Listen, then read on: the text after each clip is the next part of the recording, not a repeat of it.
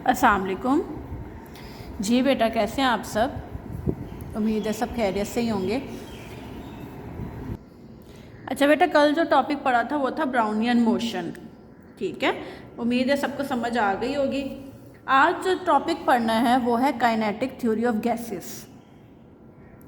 अब इसमें क्या पढ़ना है, देखें आपने अब तक गैस के मॉलिक्यूल्स को देख लिया बहुत अच्छे से। ठीक है, सपोज कर लें ये मेरे पास कोई भी कंटेनर है, कोई बॉक्स है, जो भी आपको अच्छा लग रहा है आप समझ लें इसको। ठीक है, ये मेरे पास एक क्यूब है और इस क्यूब के अंदर ना गैस के मॉलिक्यूल फिल्ड है।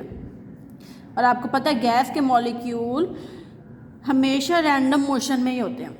ठीक है, सपोज करें ये मॉलिक्यूल है, ये उधर जा रहा है, ये मॉलिक्यूल है, ये यहाँ आ रहा है, ये मॉलिक्यूल इधर जा रहा है, ये यहाँ जा रहा है।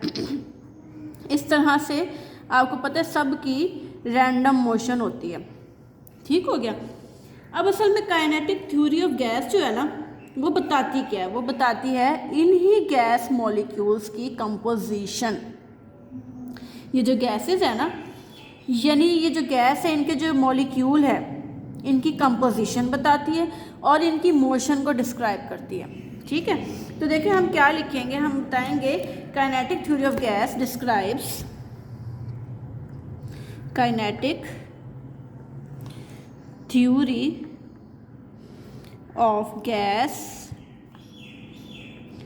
Describes molecular composition of gas and their motion। ठीक हो गया। अब बेटा होता क्या है, ये जो गैस का प्रेशर है ना, ये जब अराइज होता है, ये कब अराइज होता है, जब ये मॉलिक्यूल्स आपस में कोलाइड करते हैं, है ना। अब होता क्या, देखें इस मॉलिक्यूल ने इसको कोलाइड किया, अब सारी एनर्जी इसको ट्रांसफ़र कर दी, सारी एनर्जी ट्रांसफ़र कर दी है, मोमेंटम ट्रांसफ़र कर दिया।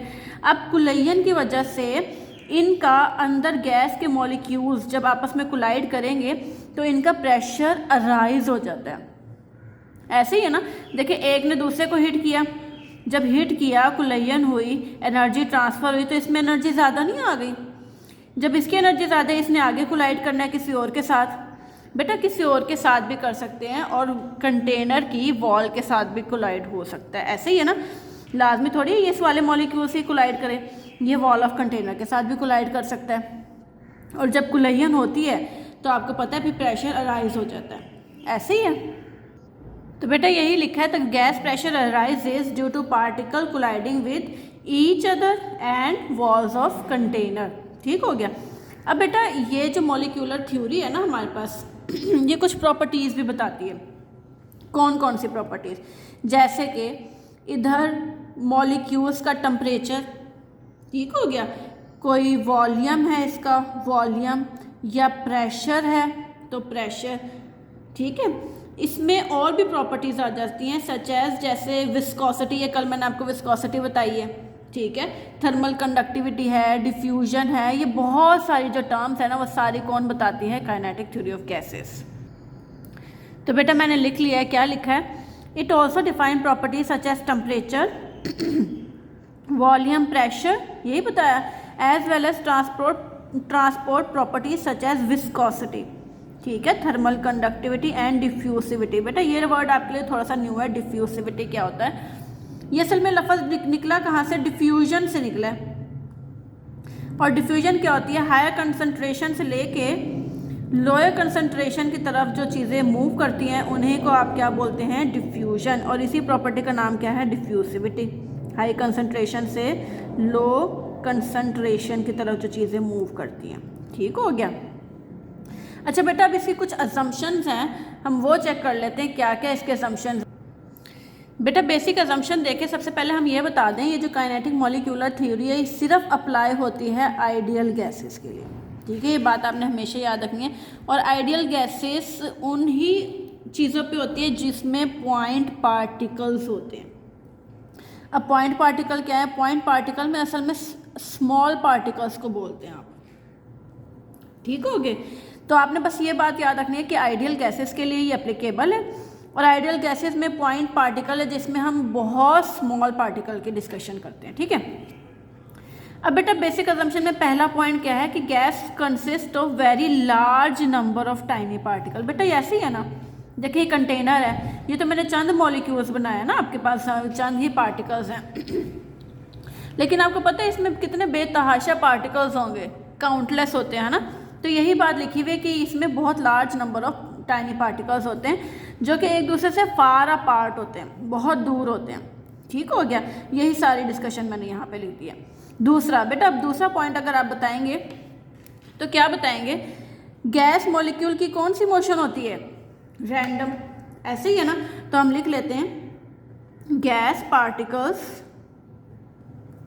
Are in constant rapid motion in random direction. क्या है, इनकी रैपिड मोशन होती है लेकिन कोई एक स्पेसिफिक डायरेक्शन नहीं है, इसलिए हम कहते हैं कि इसमें रैंडम डायरेक्शन होती है। ठीक हो गया बेटा। थर्ड जो पॉइंट है ना इसका, वो आप क्या बोलेंगे, इनके दरमियान में कौन सी कुलयन होती है, इलास्टिक कुलयन होती है। ठीक है, तो आप लिख लें collision between gas particles and the container walls are perfectly elastic collision. बेटा देखें क्यों बोला गया परफेक्ट इलास्टिक कुलयन, वो इसलिए बोला गया, देखिए जब एक मॉलिक्यूल, सपोज कर लें ये वाला मॉलिक्यूल इधर जाता है तो वॉल ऑफ कंटेनर के साथ स्ट्राइक करेगा, स्ट्राइक करने के बाद बेटा इसने फिर दोबारा भी तो आना है। आपको पता है एक्शन है तो फिर रिएक्शन भी तो है, इसलिए हमने कह दिया कि इनके दरमियान में कौन सी कुलयन हो रही है, इलास्टिक कुलयन हो रही है। ठीक हो गया बेटा। नेक्स्ट पॉइंट आप क्या बताएंगे, इनके दरमियान में फोर्स ऑफ अट्रैक्शन भी नहीं है, फोर्स ऑफ रिपल्शन भी नहीं है। ठीक है, तो हम इसे कैसे लिखेंगे, there are no force of attraction और repulsion between gas particles until the particle perform collision with each other।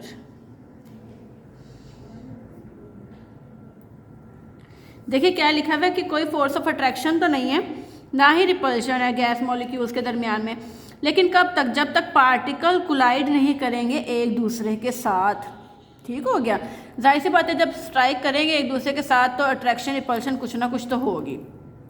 ठीक है, और लास्ट हमारे पास क्या पॉइंट है, लास्ट भी पॉइंट है और इम्पॉर्टेंट भी पॉइंट है। क्या है, आपने कहना ये जो काइनेटिक एनर्जी है ना, ये प्रोपोर्शनल है टेम्परेचर के। आप टेम्परेचर बढ़ाएंगे तो kinetic energy of molecule increase हो जाएगी। ठीक है ना, तो आप इसको लिख लें, the average kinetic energy of gas particles is dependent upon the temperature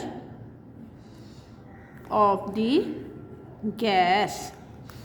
बेटा असल में ना ये आपका एक शॉर्ट क्वेश्चन माना जाएगा जिसमें से ये बेसिक अजम्पशंस जो है ना ये बहुत इंपॉर्टेंट है, ये आपने बहुत अच्छे से करनी है और ये जो चीज़ें मैंने आपको समझाई है इसको आपने अपने जहन में बिठाना है। ठीक है, यह आज का आपका टॉपिक है और यह आपने शॉर्ट के लिए अच्छे से प्रिपेयर कर लेना। ठीक है, ओके बेटे, अल्लाह हाफिज़।